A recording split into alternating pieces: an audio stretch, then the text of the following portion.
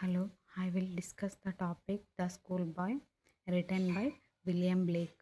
ಇನ್ನೂ ನನ್ನ channel subscribe ಆಗಿಲ್ಲ ಅಂದರೆ ಸಬ್ಸ್ಕ್ರೈಬ್ ಆಗಿ, ಏಕೆಂದರೆ ನಾನು ಬಿಡ್ತುವಂಥ ವಿಡಿಯೋಗಳು ನಿಮಗೆ ರೀಚ್ ಆಗಬೇಕಂದ್ರೆ ನನ್ನ ಚಾನಲ್ ಸಬ್ಸ್ಕ್ರೈಬ್ ಆದರೆ ನಿಮಗೆ ನಾ ಕಳಿಸ್ತುವಂಥ ವಿಡಿಯೋಗಳು ನಿಮ್ಮ ಫೋನಲ್ಲಿ ಬರ್ತವೆ.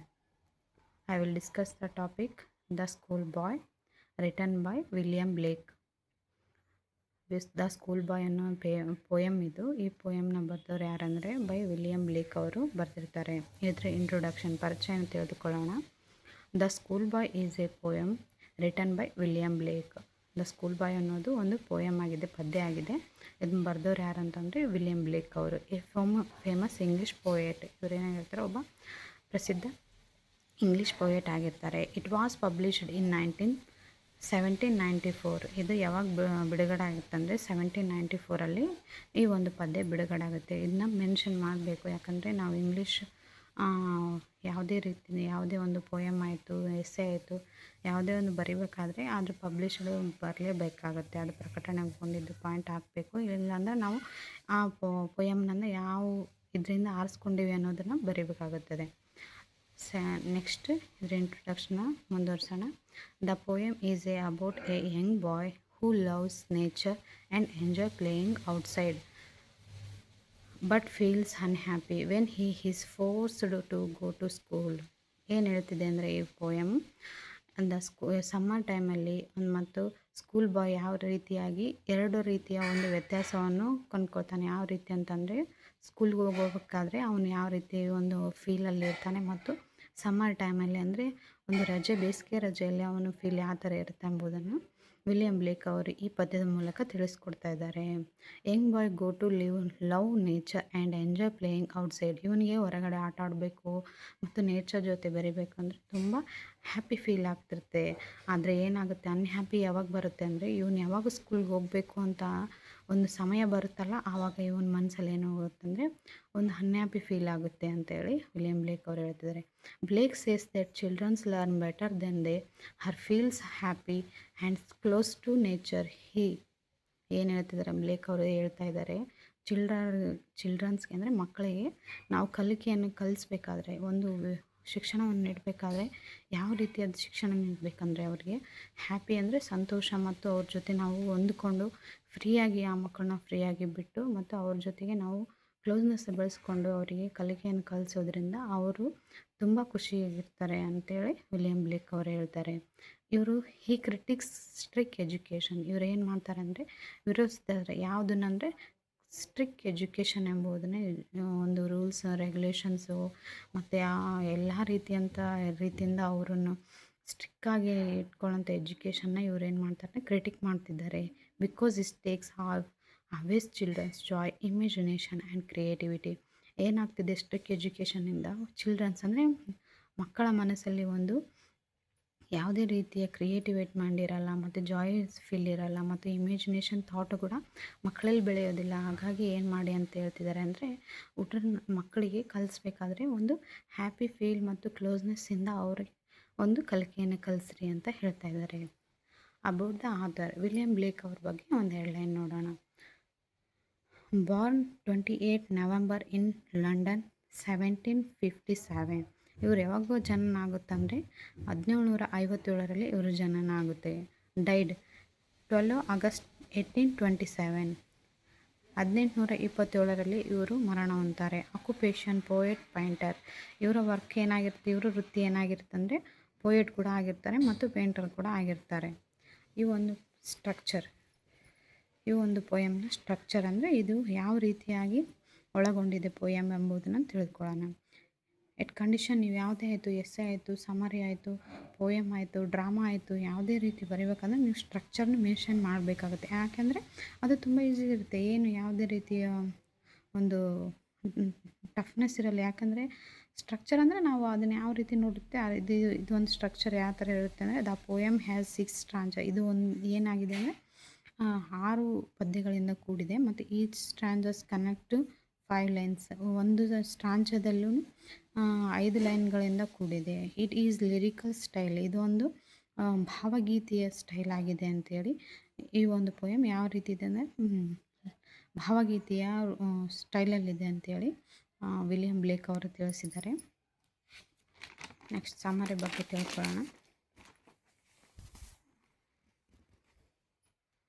ಸಾರಾಂಶ, ದ ಪೋಯಮ್ನ ಸಾರಾಂಶ.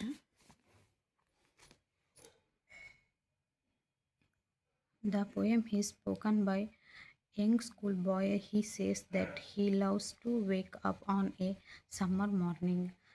ಈ ಪೋಯಮ್ ಏನು ಹೇಳ್ತಿದೆ ಅಂದರೆ, ದ ಸ್ಕೂಲ್ ಬಾಯ್ ಸಮ್ಮರ್ ಟೈಮಲ್ಲಿ ತುಂಬ ಬೇಗನೆ ಎದ್ದೇಳ್ತಾನೆ. ಯಾಕಂದರೆ ಅವನು ಲವ್ ಟು ನೇಚರ್ ಜೊತೆ ಕನೆಕ್ಟ್ ಆಗಬೇಕಂತೇಳಿ ಅವನೇನು ಮಾಡ್ತಾನೆ, ತುಂಬಾ ಬೇಗ ಲವ್ಸ್ ಟು ವೇಕ್ ಅಂದರೆ ಬೇಗ ಎದ್ದೊಳಕ್ಕೂ ಅವನು ಖುಷಿ ಪಡ್ತಾ ಇರ್ತಾನೆ. He enjoy hearing birds sings and seeing the beauty of nature. These things make him feels happy and excited. ಇದು ಏನು ಹೇಳ್ತಿದ್ದೆ ಅಂದರೆ ಪೋಯಮು, ಸಮ್ಮರ್ ಟೈಮಲ್ಲಿ ಅವನು ಬೇಗ ಎದ್ದು ಖುಷಿಯಿಂದ ಬೇಗ ಹೇಳ್ತಾನೆ. ಮತ್ತು ಏನಾಗುತ್ತೆ ಅಂದರೆ ಅವನು ಒಂದು ಎಂಜಾಯ್ ಅಂದರೆ ಇದು ಹಿಯರಿಂಗ್ ದ ಬರ್ಡ್ ಸಿಂಗ್, ಬೆಳಗ್ಗಿನ ಜಾವದಲ್ಲಿ ಪಕ್ಷಿಗಳ ಕೂಗಿನ ಒಂದು ಸಿಂಗ್ ಅಂದರೆ ಹಾಡನ್ನು ಅವ್ನು ಕೇಳಿಸ್ಕೋಬೇಕಂತ ಖುಷಿ ಪಡ್ತಾನೆ. ಮತ್ತು ಆಮೇಲೆ ಸೀಯಿಂಗ್ ದ ಬ್ಯೂಟಿಫುಲ್ ನೇಚರ್, ಒಂದು ಸುಂದರವಾದ ನೇಚರನ್ನು ಕಣ್ತುಂಬಿಕೊಳ್ಬೇಕಂತೇಳಿ ಅವನೇ ತುಂಬ ಖುಷಿ ಪಡ್ತಾನೆ. This things make him feels happy and excited. ಇದೊಂದು ಅವನಿಗೆ ಏನಾಗ್ತಿರುತ್ತೆ ಅಂದರೆ ಫೀಲು ತುಂಬ ಖುಷಿಯನ್ನು ಕೊಡ್ತಿರುತ್ತೆ. ಯಾಕೆಂದರೆ ಇಲ್ಲಿ ಯಾವುದೇ ರೀತಿ ಸ್ಟ್ರಿಕ್ಟ್ ಎಜುಕೇಷನ್ ಅಂತ ಅಂಬೋದು ಇದಿಲ್ಲಿರುವುದಿಲ್ಲ. ಅವನು ಫೀಲ್ ಹ್ಯಾಪಿಲಿ ಇರುತ್ತೆ. ಹಾಗಾಗಿ ಅವನೇನು ಮಾಡ್ತಾನೆ, ತುಂಬ ಪ್ರೀತಿಯಿಂದ ಬೇಗ ಎದ್ದೇಳ್ತಾನೆ ಮತ್ತು ಅವನು ನೇಚರ್ ಜೊತೆ ಕನೆಕ್ಟ್ ಆಗೋಕ್ಕೆ ಖುಷಿ ಪಡ್ತಿರ್ತಾನೆ. Next, but when he has go to school to his happiness disappear. He feels sad because the school is strict and boring. ಯಾವಾಗಂದರೆ ಇವನು ಯಾವಾಗ ಅನ್ಹ್ಯಾಪಿ ಫೀಲ್ ಹೊಂದ್ತಾನೆ ಅಂದರೆ ಈ ಗೋ ಟು ಸ್ಕೂಲ್ಗೆ ಹೋಗ್ಬೇಕಾದ್ರೆ ಇವನು ತುಂಬ ಅನ್ಹ್ಯಾಪಿ ಫೀಲನ್ನು ಹೊಂದ್ತಾನೆ. ಈ ಫೀಲ್ ಸ್ಯಾಡ್, ತುಂಬ ಸ್ಯಾಡ್ ಅಂದರೆ ಸ್ಯಾಡ್ ಅಂದರೆ ಒಂದು ದುಃಖದ ಫೀಲ್ ಅಂದು ಹೊಂದಿರ್ತಾನೆ. ಯಾಕಂದರೆ school strict education and boring, ಇದು ಸ್ಟ್ರಿಕ್ಟ್ ಎಜುಕೇಷನ್ ಮತ್ತು ಅದು ಬೋರಿಂಗ್ ಆಗಿರೋದ್ರಿಂದ ಅವನಿಗೆ ಸ್ಕೂಲ್ಗೆ ಹೋಗೋಕ್ಕೆ ತುಂಬ ಬೇಸರ ಆಗಿರ್ತದೆ. ಹಿ thinks that learning should be enjoyable, but the school makes children's afraid and unhappy. ಏನು ಥಿಂಕ್ಸ್ ಮಾಡ್ತಾನೆ ಅಂದರೆ ಲರ್ನಿಂಗ್ ಶುಡ್ ಬಿ ಎಂಜಾಯಬಲ್. ಏನು ಹೇಳ್ತಿದ್ದಾರೆ ಅಂದರೆ ಕಲಿಕೆ ಎಂಬುದು ಸಂತೋಷದಿಂದ ಕೂಡಿರಬೇಕು. ಯಾವುದೇ ರೀತಿಯ ರಿಸ್ಟ್ರಿಕ್ಷನ್ ಮತ್ತು ರೂಲ್ಸ್ ಆ್ಯಂಡ್ ರೆಗ್ಯುಲೇಷನಿಂದ ಕೂಡಿಬಾರ್ದು. ರೂಲ್ಸ್ ಆ್ಯಂಡ್ ರೆಗ್ಯುಲೇಷನ್ಸ್ ಇರಬೇಕು. ಯಾವ ರೀತಿ ಇರಬೇಕು, ಒಂದು ಮಕ್ಕಳಿಗೆ ಯಾವ ರೀತಿಯಾಗಿ ಸಿಸ್ಟಮಿಕ್ ಸ್ಟಡಿ ಕೊಡಬೇಕು ಅದರಲ್ಲಿರಬೇಕು. ಪೂರ್ತಿಯಾಗಿ ಅವರಿಗೆ ಒಂದು ರಿಸ್ಟ್ರಿಕ್ಷನ್ ಆಗದೆ ಫ್ರೀಯಾಗಿ ಕಲಿಯೋಕ್ಕೆ ಅವ್ರಿಗೆ ಬಿಡಬೇಕಾಗುತ್ತೆ. ಅವ್ರು ಯಾವ ರೀತಿ ಎದರಲ್ಲಿ ಫುಲ್ಲು ಆಸಕ್ತಿ ಹೊಂದಿರ್ತಾರೆ. ಒಬ್ಬೊಬ್ಬರು ಮಕ್ಕಳು ಏನಾಗಿರ್ತಾರೆ ಅಂದರೆ ಕಲಿಕೆಯಲ್ಲಿ ಹಿಂದಿರ್ತಾರೆ, ಡ್ರಾಯಿಂಗಲ್ಲಿ ಮುಂದೆ ಇರ್ತಾರೆ, ಹಾಗೆ ಸಿಂಗಿಂಗಲ್ಲಿ ಮುಂದೆ ಇರ್ತಾರೆ, ಡ್ಯಾನ್ಸಿಂಗಲ್ಲಿ ಮುಂದೆ ಇರ್ತಾರೆ. ಅವರ ಒಂದು ವ್ಯಕ್ತಿತ್ವದ ಮೂಲಕ ಅವ್ರು ಯಾವ ರೀತಿ ಅದರಲ್ಲಿ ತುಂಬ ಚೆನ್ನಾಗಿದ್ದಾರೆ ಆ ರೀತಿಯಲ್ಲಿ ಅವರು ಬೆಳೆಯೋಕ್ಕೆ ಬಿಡಬೇಕು ಅಂತ ಇಲ್ಲಿ ವಿಲಿಯಂ ಬ್ಲೇಕ್ ಅವರು ತಿಳಿಸ್ತಿದ್ದಾರೆ. The boy compare himself to a bird kept his a cage. ಏನು ಹೇಳ್ತಿದ್ದಾನೆ ಅಂದರೆ ಒಂದು ಸ್ಕೂಲ್ ಹುಡುಗ ಏನು ಮಾಡ್ತಂದರೆ ಸ್ಕೂಲ್ಗೆ ಹೋಗುವ ಅಂಥ ಸಂದರ್ಭವನ್ನು ಯಾವುದಕ್ಕೆ ಹೋಲಿಸ್ತಾ ಇದೆ ಅಂದರೆ bird kept in a cage ಅಂದರೆ ಒಂದು ಪಂಜರದ ಹಕ್ಕಿಯ ಫೀಲನ್ನು ಕಂಡುಕೊಳ್ತಾನೆ ಸ್ಕೂಲ್ಗೆ ಹೋಗುವಂಥ ಸಂದರ್ಭದಲ್ಲಿ. A bird in cage can not fly freely or sing happily. ಒಂದು ಪಂಜರದಲ್ಲಿರುವಂಥ ಹಕ್ಕಿ ಯಾವ ರೀತಿ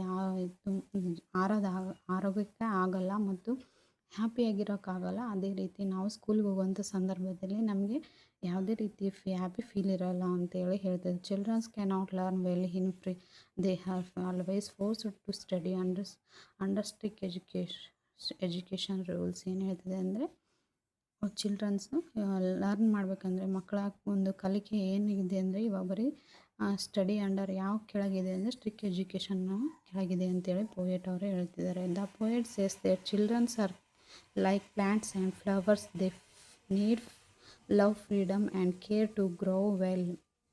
ಪೋಯೆಟ್ ಏನು ಹೇಳ್ತಿದ್ದಾರೆ ಅಂತಂದರೆ ಚಿಲ್ಡ್ರನ್ನು ಮಕ್ಕಳುಗಳು ಯಾವ ಇಷ್ಟಪಡ್ತಾರೆ ಅಂದರೆ ಗಿಡಗಳನ್ನು ಮತ್ತು ನೇಚರ್ ಅಂದರೆ ನಿಸರ್ಗವನ್ನು ಇಷ್ಟಪಡ್ತಾರೆ ಮತ್ತು ಫ್ರೀಡಮ್ ಅಂದರೆ ಸಂತೋಷವಾಗಿರಬೇಕು ಅನ್ನೋ ಫ್ರೀಡಮ್ ಆಗಿ ಬಿಡಬೇಕು ಅಂದರೆ ಆವಾಗ ಹ್ಯಾಪಿಯಾಗಿ ಮತ್ತು ಅವರು ತುಂಬ ಚೆನ್ನಾಗಿ ಬೆಳೆಯೋಕ್ಕೆ ಸಾಧ್ಯ ಆಗುತ್ತೆ. If they cannot happy in children, they cannot develop their talent and become successful ಅಬ್ಲ್ಯೂಟ್ಸ್.